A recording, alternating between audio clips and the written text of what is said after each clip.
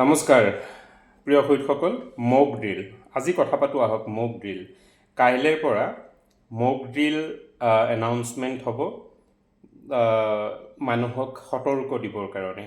ত' প্ৰথমে আমি জানি লওঁ, আজি এটা চেনেলত পাইছোঁ কোনোবা এজন ভঙা ভঙা অসমীয়াৰে তেওঁ কাশ্মীৰত ডিউটি কৰি অহা অৱসৰপ্ৰাপ্ত কোনোবা ফৌজি কেডাৰে তেওঁ what is the mock drill. So' mock drill কি, কেনেকৈ কৰা হয়, কি হয়, তাৰ ওপৰত কিছু ব্যাখ্যা কৰিছে। আপোনালোকে বোধকৰো শুনিছে। এতিয়া মই কওঁ মক ড্ৰিল। মই ফ্ৰম লাষ্ট 2003 পৰা বৰ্তমানলৈকে মই বাংগালোৰ চহৰত আছোঁ আৰু মই ছিকিউৰিটি ইণ্ডাষ্ট্ৰীত কাম কৰি আছোঁ। চ' আমাৰ বিল্ডিংবিলাকত মক ড্ৰিল আমাৰ ট্ৰেইনিং হয়। So' what is the mock drill?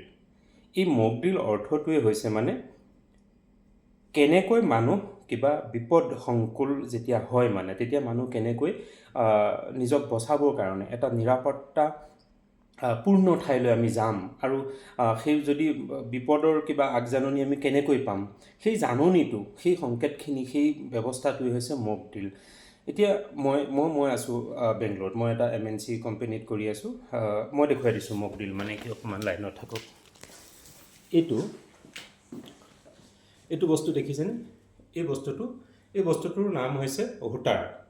এইটো দেখিছেনে? এটা আছে লাইট আৰু লগত আছে স্পীকাৰ। আৰু এইটো কি দেখিছেনে?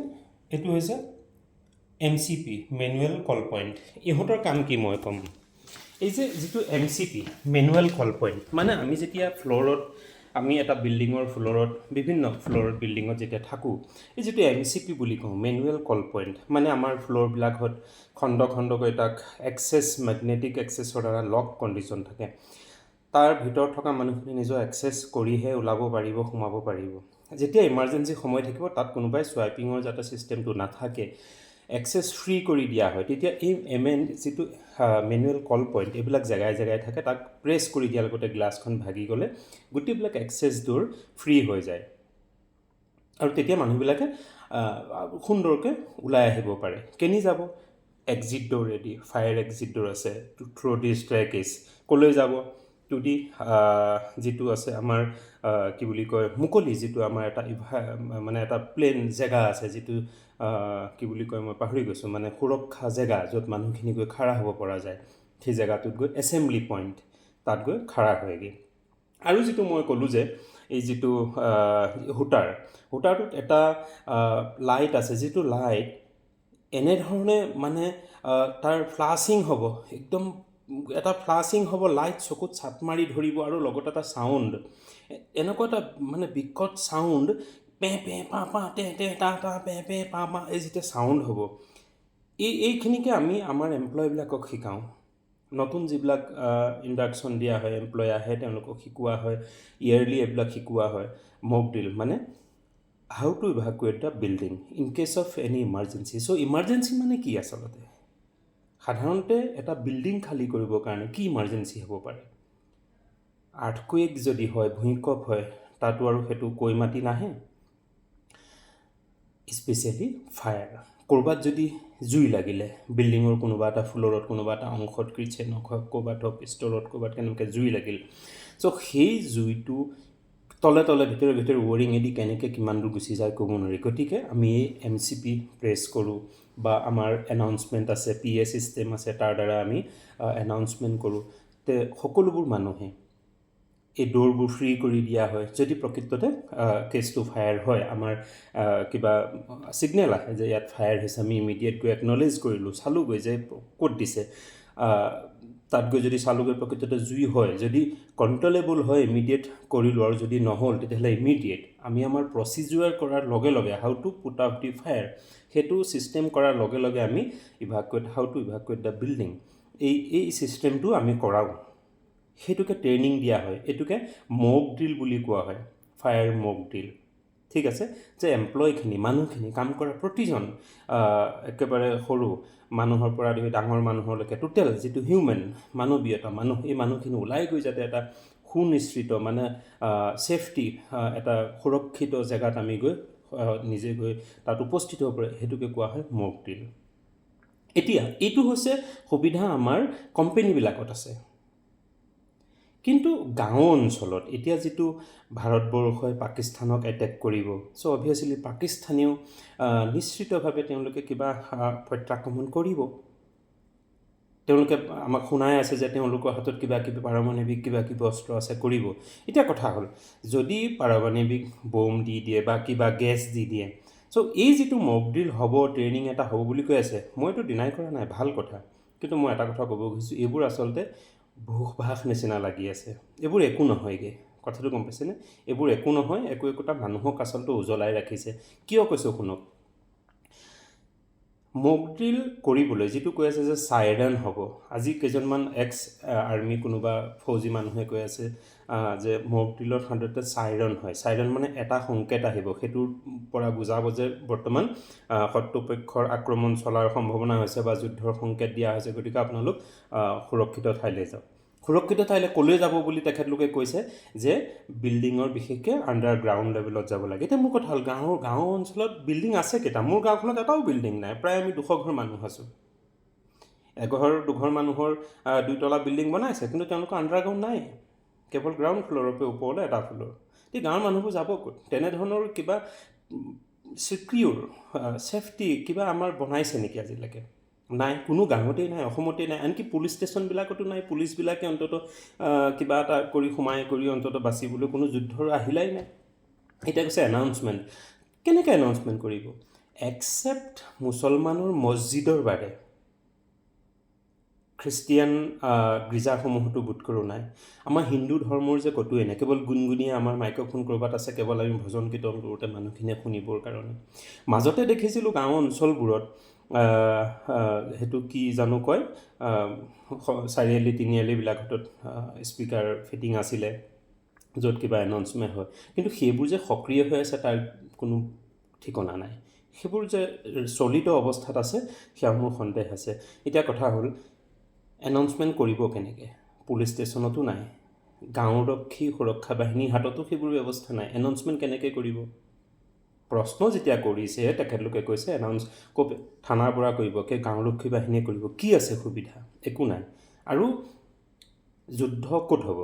পাকিস্তান ক'ত আছে? তাত গৈ ভাৰতীয় সেনাই আক্ৰমণ কৰিব। তে আমাৰ এই চেপেকণে থকা গাঁও অঞ্চলত এই চাইৰন দিয়া এইটো নাটকবাজি নিচিনাই মোৰ লাগিছে। এইকাৰণে তাৰ এফেক্টটো আহি গাঁৱে ভূঞে নপৰেহি। আৰু নিউজবিলাক ক'ৰবাত অকণমানকৈ ফুচকা পাত এটা মাৰিলেই গোটেইখন ঢপলিয়াই চিঞৰ বাখৰ কৰি দেখোন বাতৰি দিয়েই, জানো যুদ্ধ হৈ গ'লেই পাকিস্তান খাই পেলালে, মানুহে কি গম নাপাব নেকি? আৰু খোলাখুলি এটা কথা কৈছোঁ, ধৰি লওক পাকিস্তানে আমাৰ চুবুৰীয়া ৰাজ্য, শত্ৰু কোন? পাকিস্তান আছে, চাইনা আছে। সিহঁতে যেনিবা কি কৰিব? আমাক এয়াৰ এটেক কৰিব, কিবা গেছ দিব। তে তাৰ পৰা আমি উপায় আমাৰ কি আছে? আমি ঘৰৰ ভিতৰত সোমাম, বাঁহে কাঠে কিবা লোহাৰে কিবা হেৰি কৰি ইটাৰ বালিৰে বনোৱা আমাৰ যি নহওক জুপুৰি মুপুৰি আছে, আমি তাত সোমাম দৰ্জা ঘৰ মাৰি। সিমানেই। যুদ্ধ হ'ব, কিবা এটা হ'ব, আমি ঘৰৰ ভিতৰতে থাকিম ন? আকৌ সেইটো এইটো আচলতে এটা মিছাই। সঁচা কথাটো এইটোহে কৈছোঁ, এইটো এটা এনেই ৰৌঢৌ। এই যে এটা মক ড্ৰিল ব্ৰিফিং এটা হ'ব, কি হ'ব? চাইৰেন ছিষ্টেম নাই, কেনেকৈ বুজাব? আৰু নিউজ চেনেলবোৰ আছেই দেখোন ভাই, অলপতে ৰৌঢৌ কৰি শুকাই মানুহক বুজাই দিয়ে, জানো যুদ্ধ হৈ গ'ল, আধা শেষেই হ'ল, পানী শুকাই শেষেই হ'ল, সিহঁতক মাৰিয়ে শেষ কৰিলে। গতিকে কোনো ধৰণৰ মানুহে ভাবিবলগীয়া কথা নাই। যুদ্ধ হ'ব, পাকিস্তানক এটেক কৰিব, পাকিস্তানে উৰাব। যদি পাকিস্তানেও কিবা হাৱা মানে বায়ু প্ৰদূষণ কৰা যদি কিবা গেছ ফেছ দি দিয়ে, আমি ঘৰৰ ভিতৰতে সোমাই থাকিম, তাত বাদে ওলাই বাহিৰৰ আৰু যদি ধৰি লওক কি বুলি কয় বোম দি দিয়ে ডাঙৰ, ক'ত আমি সোমাই গৈ থাকিমগৈ? মাটিৰ তলত আমাৰ কিবা তেনেকুৱা আছে নেকি ছিষ্টেম? নাই, চৰকাৰেই নাই, আমাৰ ক'ত আছে? এতিয়া কৈছে যে বাংকাৰ ফাংকাৰ, য'ত মানে মেইন যুদ্ধ আহিলা হয়, তাত সেইবোৰ আছে। এই গাঁও অঞ্চলত এইবোৰ কি? আচলতে আপোনালোকে নাভাবিব মই অন্য কিবা বিবেক বুদ্ধিৰে কৈ আছোঁ। মোৰ কথা হ'ল, পাকিস্তান ভাৰতৰ ঘোৰ শত্ৰু, বাৰে বাৰে আমাক আক্ৰমণ কৰি আহি আছে। গতিকে প্ৰত্যাক্ৰমণ ইহঁতক এনেধৰণে কৰিব লাগে, আচলতে মানচিত্ৰৰ পৰা এই পাকিস্তানেই যি বস্তুটো, এইটোকে মিটাই দিব লাগে। তাকে কৰাৰ বিপৰীতে মোৰ সন্দেহ হৈছে কেৱল এই যে কৰোণাৰ সময়ত যে বাতি তাহলি যে বজোৱা যিটো নাটক কৰিছিল, এইবোৰ কেৱল নাটক কৰি আছে, তাত বাদে একো নাই। প্ৰস্তুত আছোঁ, যদিও বৰ্তমান বয়স মোৰ 45 বছৰ, মই প্ৰস্তুত আছোঁ। যদি প্ৰয়োজন হয়, বিশেষ যুদ্ধৰ প্ৰশিক্ষণ আমাক দিয়াৰ ব্যৱস্থা কৰক। প্ৰিপেৰেশ্যন আমাক কিবা ব্ৰিফিং দিয়ক, আমি তাৰ কাৰণে আমি কিছু ট্ৰেইনিং ল'বলৈ প্ৰস্তুত আছোঁ, যদি যুদ্ধত আমাক প্ৰয়োজন হয় জনাব। কিন্তু এইবিলাক যে মক ড্ৰিলৰ ট্ৰেইনিং হ'ব, চাইৰন হ'ব, এইবিলাক 420 কথা, তাত বাদে একো নাই, কেৱল ঢাক ঢোল বজোৱা কথা, তাত বাদে একো নাই।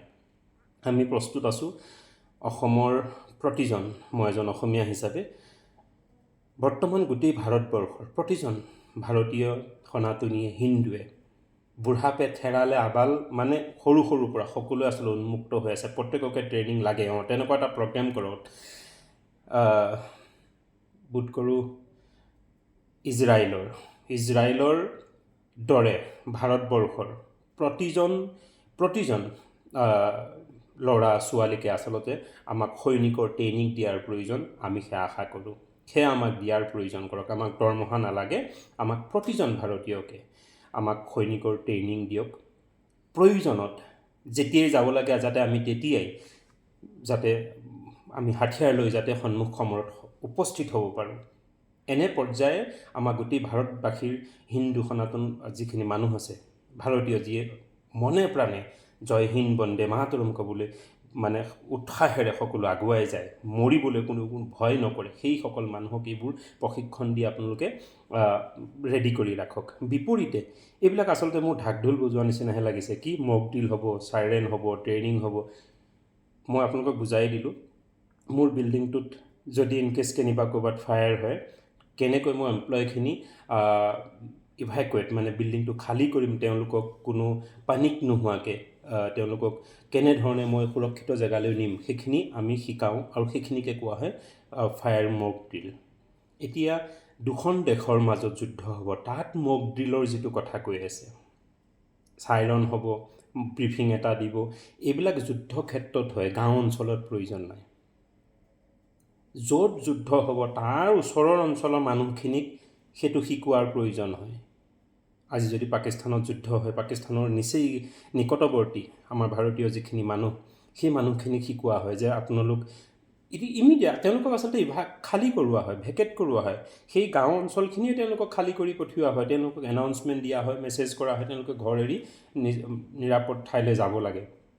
আমি এই বাকী অসমৰ অন্যান্য ক'ৰবাত মানুহখিনিক কি মানে, আমাৰ কোনো তেনেধৰণৰ ক'ৰবাত গৈ লুকাই চুপাই সোমাই থাকিবলৈ চাইৰনটো শুনি, প্ৰথম কথা চাইৰনটো শুনিবলৈ চাইৰনৰ কোনো আমাৰ তাত ছিষ্টেম নাই। চাইৰনটো শুনাৰ পিছত আমি গৈ সুৰক্ষিত ঠাইত থাকিবলৈ তেনেকুৱা কোনো আমাৰ সুৰক্ষিত ব্যৱস্থা নাই। গতিকে এইবিলাক একোটা আচলতে সেই কৰোণাৰ সময়ত ঢোকঢাল বজোৱা নিচিনা, কাঁহী বজোৱা নিচিনা কিছুমান এনেই নাটংগী কৰিছে, তাত বাদে একো নাই। বেয়া নাপাব, মই উন্মুক্ত হৈ আছোঁ দেশৰ কাৰণে যুদ্ধ কৰিবলৈ। গতিকে প্ৰয়োজনীয় মোক ট্ৰেইনিংখিনি মোক দিয়ক, আমাৰ প্ৰত্যেকজন সনাতনীকে দি ৰাখক। বিপৰীতে এইবোৰ আচলতে কিবা নাটংগী কথা, নাজানো নিউজবিলাকেহে কৰিছে নে প্ৰকৃততে চৰকাৰে কৰিছে, এইবিলাকৰ কোনো প্ৰয়োজন নাই, এইবিলাক মিনিংলেছ।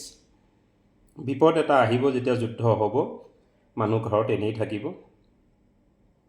আৰু আমাৰ সেই টিঙৰ খেৰৰ বাঁহৰ বা ঘৰটোত বাদে তাত বাদে একো নাই। ওপৰে কোনোবা এডাল পেলাই দিলে সেইসোপা এনেই মৰিব, সেইটো আৰু কথা নাই। তাতকৈ আপোনালোকে সেইটো কেনেকৈ ওপৰতে ক্লিয়াৰ কৰিব পৰা যায়, বা তেনেধৰণে হ'লে মানুহখিনিক ক'লৈ নিব, কোনটো এৰিয়াত হ'ব, তাৰ ওপৰত কোনো ছিষ্টেমেই নাই দেখোন। মানুহখিনিক এনাউন্স কৰিবলৈ, জনাবলৈ দেখোন একো ছিষ্টেমেই নাই।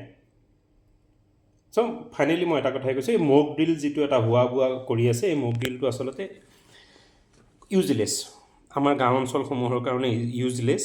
পাকিস্তানে আহি আমাৰ অসমৰ, ধৰি লওক এই আমাৰ ঠাইখিনিত আহি এটেক কৰিবলৈ নাহে। ওপৰপে যদি কিবা এটা পেলাই দিয়ে, তে আমি যিটো ঘৰ বনাই ৰাখিছোঁ বাঁহৰ কাঠৰ খেৰৰ ইটা বালি দি, সেই ঘৰটোৰ ভিতৰত সোমাই থাকিলে সেইটো ফুটি যাবই। ক'তো মাটিৰ তলত আমাৰ বিল্ডিং বনাই ৰখা নাই, কোনো চৰকাৰেও কিংবা আমি কোনো ব্যক্তিগতভাৱে সাধাৰণ মানুহৰ সুৰক্ষাৰ কাৰণে একো ৰখা নাই।